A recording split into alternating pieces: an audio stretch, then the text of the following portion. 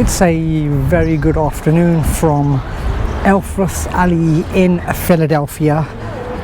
It's a glimpse into what life was like hundreds of years ago in Philadelphia itself.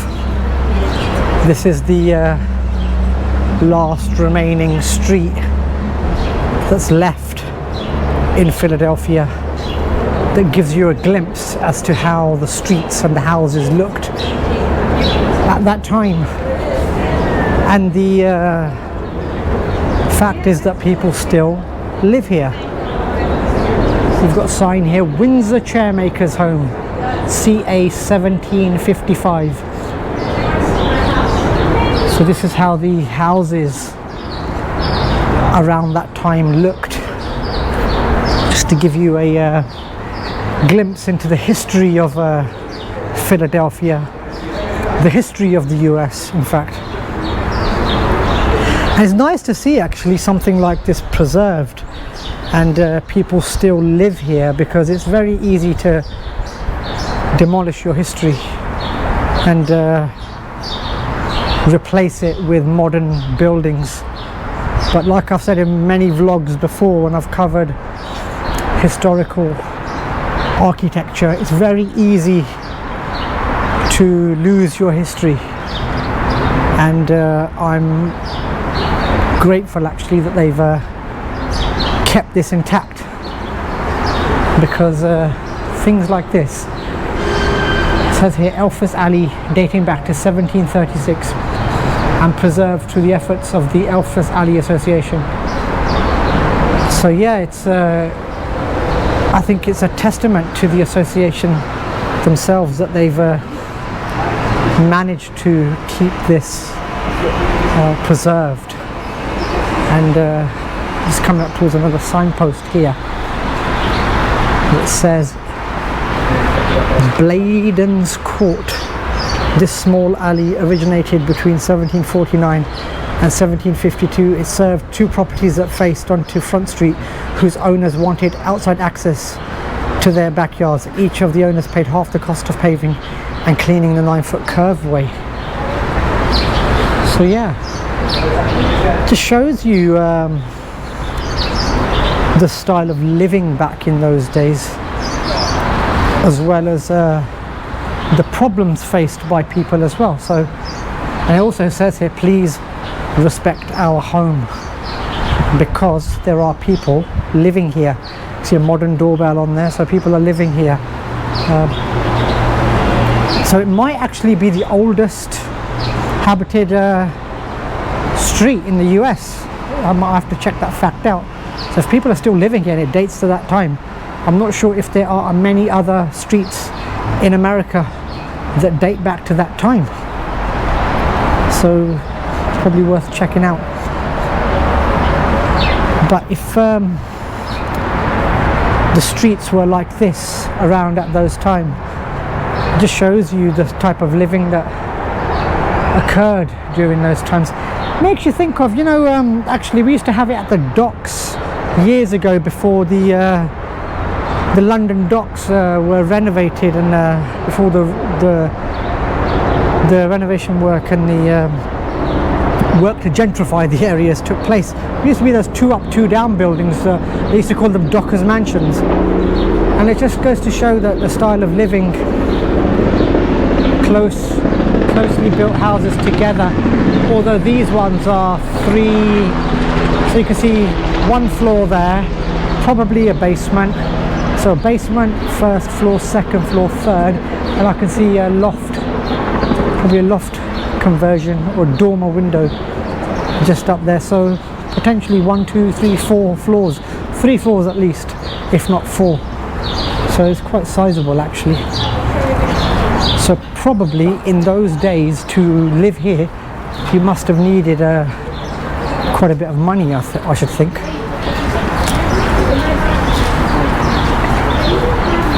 Just having a look further down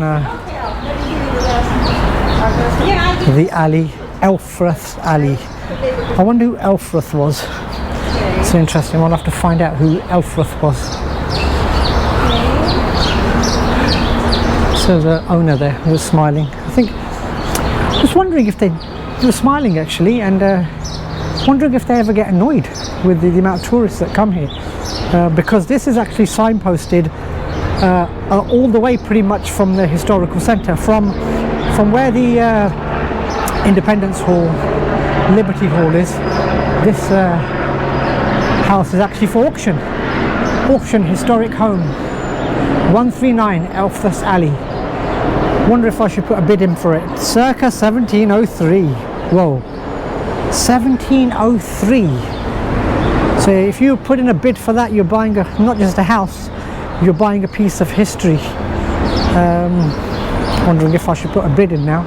Probably not. I don't live here. Not sure if I have a right to put a bid. Has got a audio tour, $3, and like most things, they've got a barcode to get a QR code scanner. So purchase of the audio tour is through the QR linked website, or found at elfrethsalley.org/audio tour. So all proceeds benefit the work of the Elfreth's Alley Association. What else do they have here? Another one. So yeah, welcome to Elfreth's Alley. Yes, people do really live here and have since 1713. 1713, whoa. The museum, furnished as it would have been in 1760, is located at house number 126. Tours of the Alley Museum begin at number 126. Colonial selfie station and pop-up exhibits located at number 124. Please respect the privacy of our residents. 29 of the 32 homes are privately owned, open to the public Friday to Sunday, 12 to 5 p.m, April to October, and special exhibitions throughout the year. So 29 of the 32 homes are privately owned. That's staggering. I thought it might just be maybe a handful of them, you know, single digits at best, but 29 of the 32. So one of them is a museum, so that makes it 30. The other two, I'm not sure who owns them, but it's staggering actually. 29 are privately owned. Just looking at, see if I can get any signs of anyone's names on these. No, I don't think anyone's got a sign. We've got another one here that says number 114, built circa 1757 to 1762 by Thomas Patterson. From 1795 through the 1850s, home to a succession of French merchants. Later residents included factory workers, bakers, an architect, and a lighting designer. So you got a varied mixture there. So occupants of the residence given on the tax list. So these are the occupations actually. So you're a mariner, joiner, a gentleman. So I wonder what profession a gentleman is. Oh, jengleman. What? Jengleman. Not even a gentleman. I need my glasses on actually. I can't read. Jengleman, whatever a jengleman is. Tailor, labourer, bricklayer, tailor, cordwainer. So what is this jengleman? I'm surprised there's this jingling. I need to find out what this jingling is, because a jengleman, I've never heard of a jengleman before. That's a new term for me, jengleman. And there's the sign here for the road that I was the alley that I was just under, Bladen's Court, which is where they had those two occupiers. So just looking down here, 115, 113, Philadelphia, Certified Commission number 175.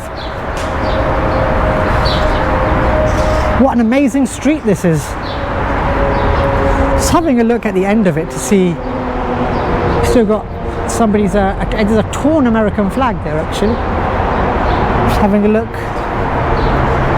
what's at the end of Elfreth's Alley, and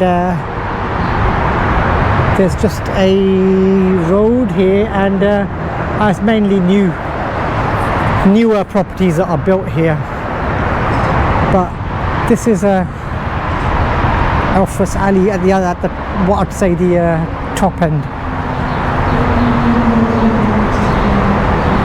I'm not exactly sure about the numbering actually, because maybe there was something else here, because you've got a 113, 111, and I'm guessing that's 109. Yes, 109 over here. why it starts with 109. So maybe a few hundred years ago, I've got 108 here as well. So I've got 108, 109, it's 110, so actually it starts from 108. But then why does it start from 108? Where is 107? Maybe that was on another alley that was probably in that direction maybe. But it's surprising actually as to the numbering. But if you have a look at the brickwork as well, even the brickwork looks quite stylish. I wouldn't have thought in early 1700s it would have looked like this.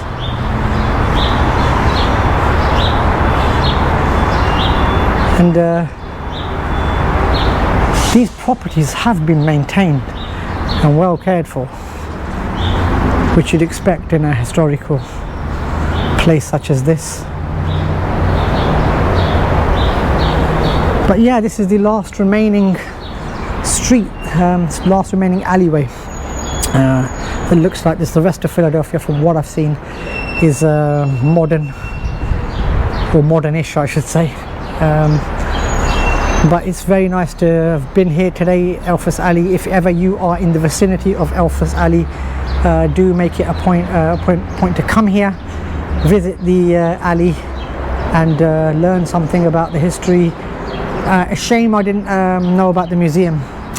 If I did know about the museum, I probably would have visited it and done the audio tour as well, because I would have probably learned a bit more about Elfreth's Alley. But I'm so glad that I came here. It was a detour for me. And if ever you are in Philadelphia, do make it a point to come to Elfreth's Alley. So from Elfreth's Alley, it's goodbye.